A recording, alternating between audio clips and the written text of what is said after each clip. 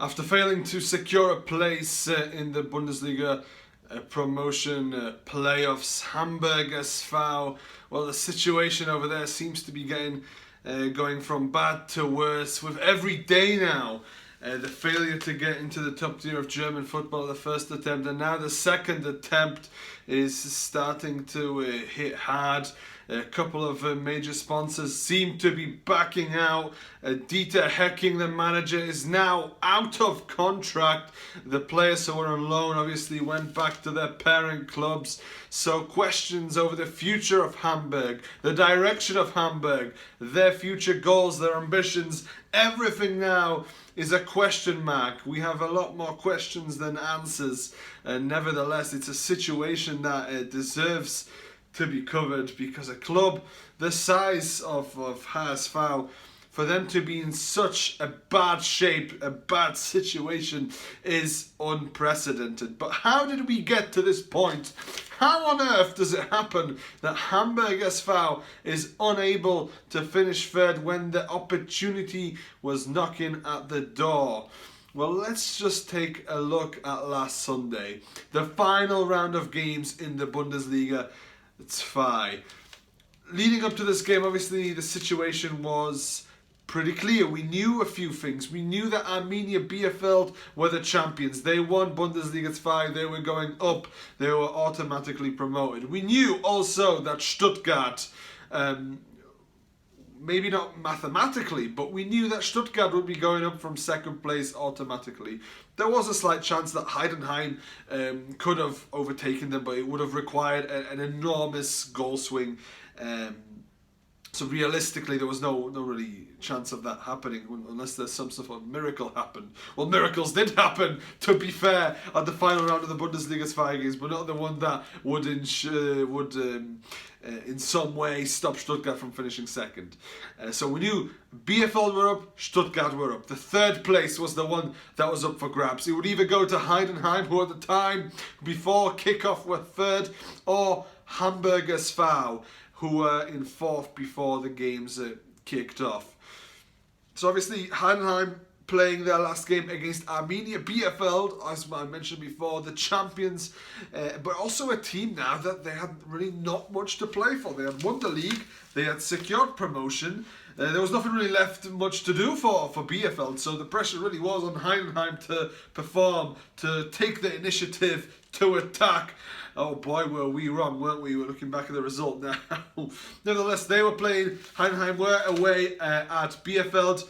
Hamburg SV, meanwhile, were playing home. We're the hosts to Sandhausen. So Bielefeld against Heidenheim. Heidenheim needed to win that game.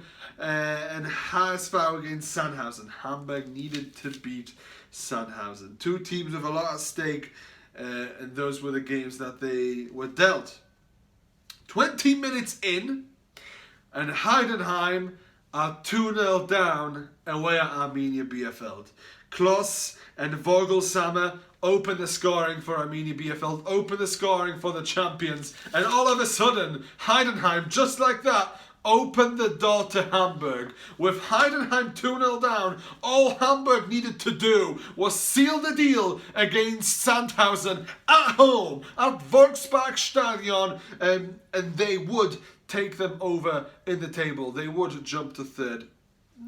However, in a script that could only be written by the likes of Shakespeare and the gods above, Hamburg, at the same time as Heidenheim are 2-0 down to Bielefeld, Hamburg are also 2-0 down to Sandhausen. But unlike Heidenheim, HSV are playing at home.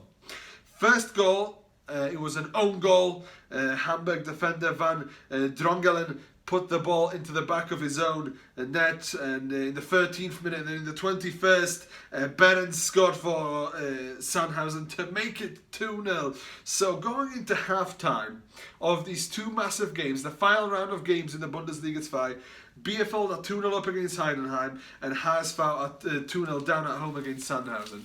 At that point, I'm watching this game. I've got the Hamburg game on my phone, watching it on the Bet365 app. I'm watching the Heidenheim game on BT Sport. I'm thinking, Does anybody want to win this game? Does anybody actually want to be promoted at this moment in time? It didn't look like it then. May also at Sandhausen could have been 3-4-0 up, to be fair. After the first half, they were all over Hamburg, who seemed to have froze, who seemed to be taken aback by the pressure of this fixture.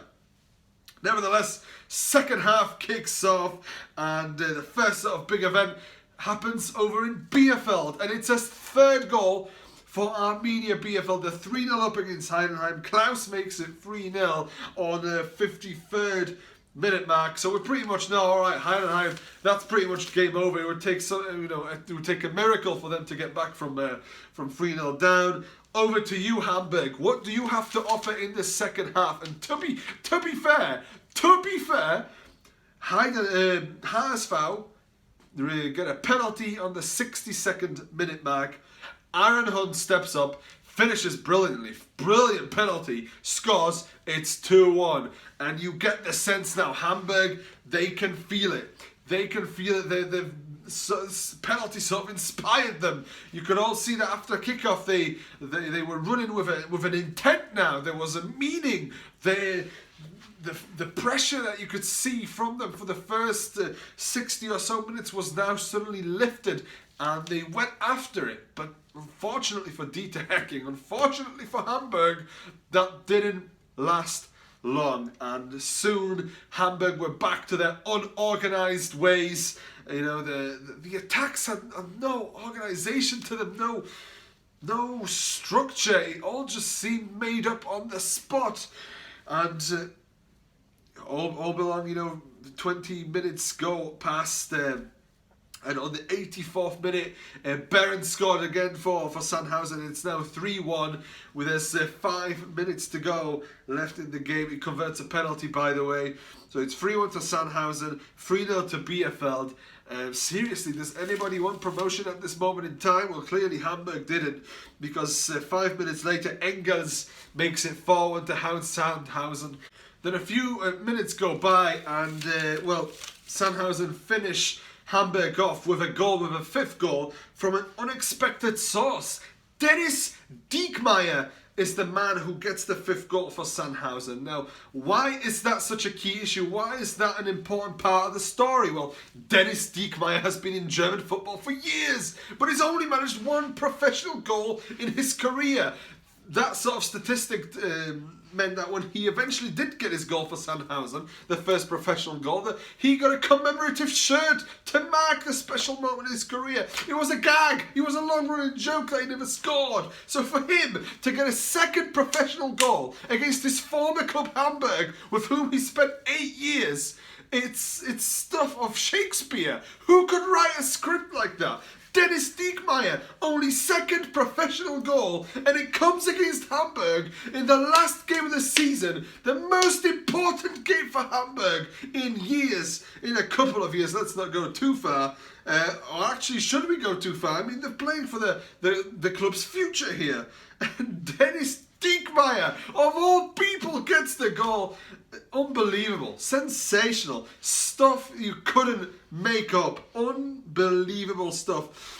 On the final day of the Bundesliga, it's fine. But there we go. That was the end result. 5-1 for Sandhausen. Heidenheim lost 3-0 to Arminia Bielefeld. They literally left the door open to Hamburg. They left it open and said, "Here you go, Hamburg. You want to take third spot? It's yours. All you have to do is beat Sandhausen." And what do?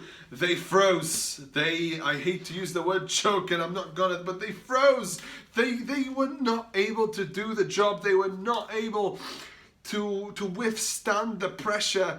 And perhaps on one side I look at this and think, well, perhaps they just simply didn't deserve promotion. They're not good enough. If they were promoted with this team, it's scary to imagine what would happen to them in the Bundesliga. They would have been torn to shreds with this setup.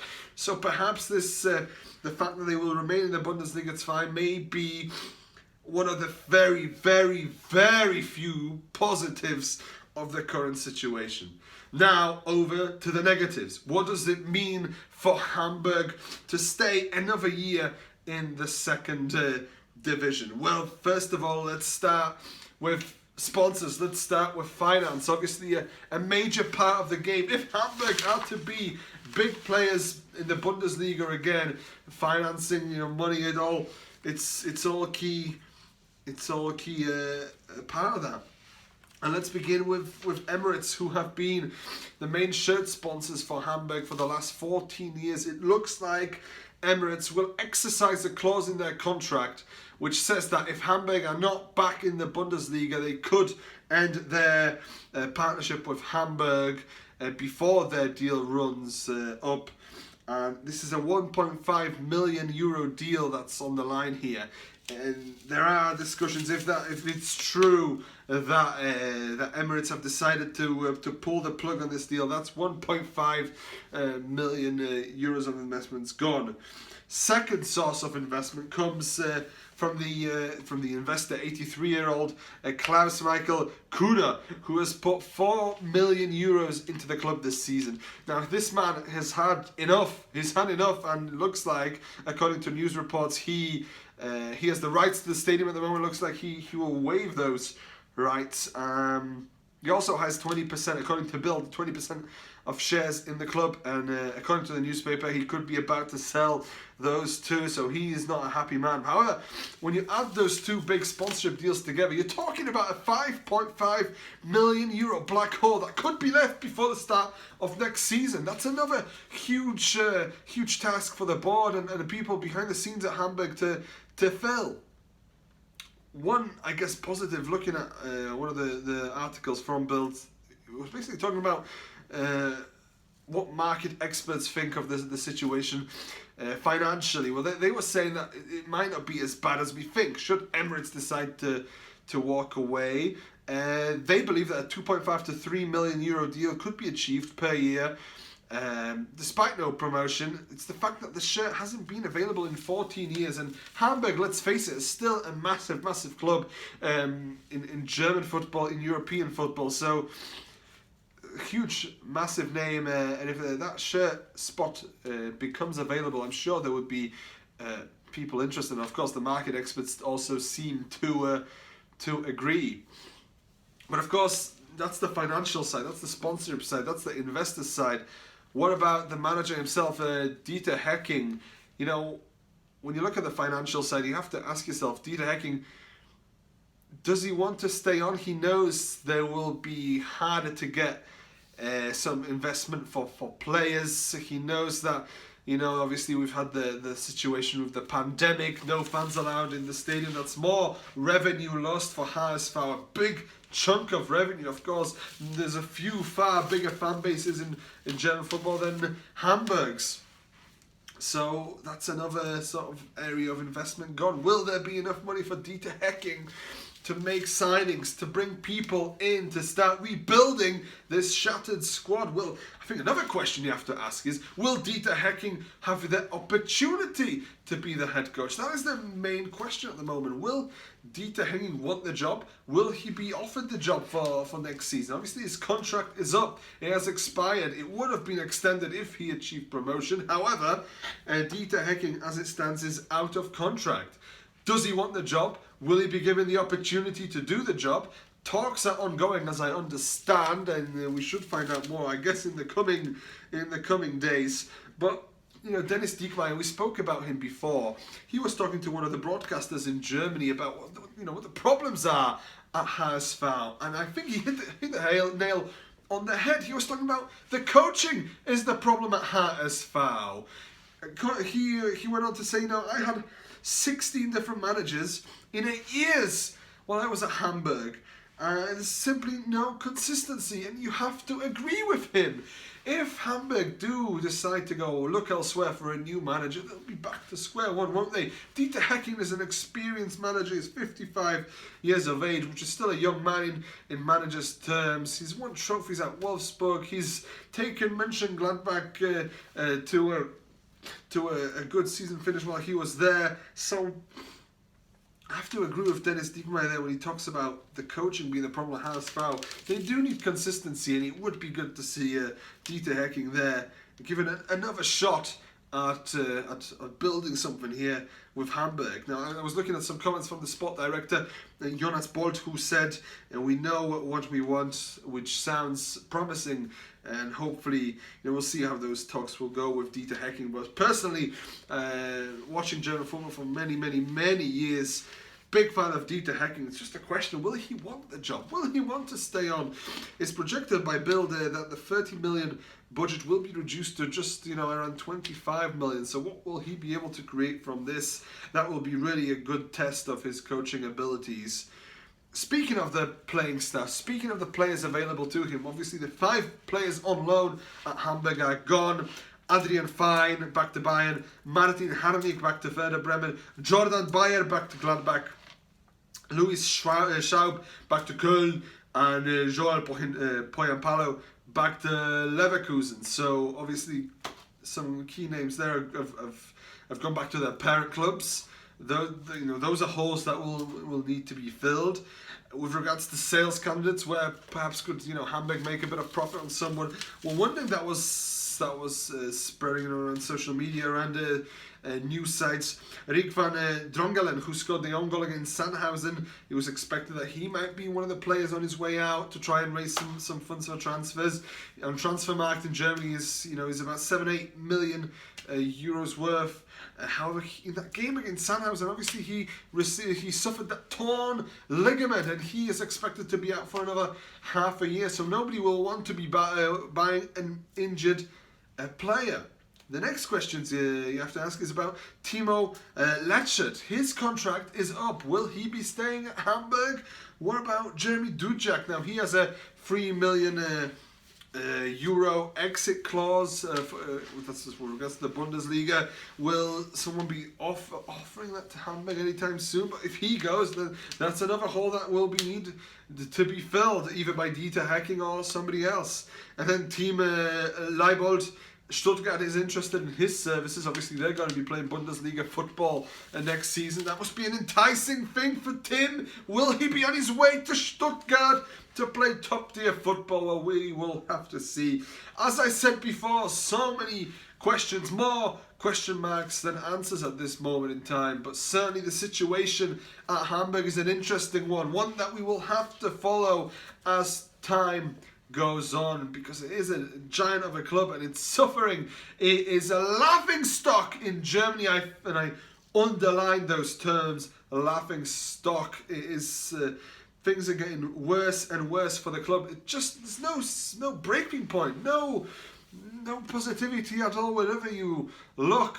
As Lothar Matthäus said in an article before the game with Heidenheim, he was talking about Hamburg being great at this moment for a couple of things: the fan base and the Volksparkstadion, and those are the two things that seem to be left at the moment of this great club. But we'll see how things progress. With regards to the playoff for the Bundesliga between Werder Bremen and Heidenheim, hopefully there will be a preview on the channel coming up soon, so keep an eye out for that as we look ahead to what should be a very interesting playoff between Werder and Heidenheim. But thank you very much for watching for now, and see you next time.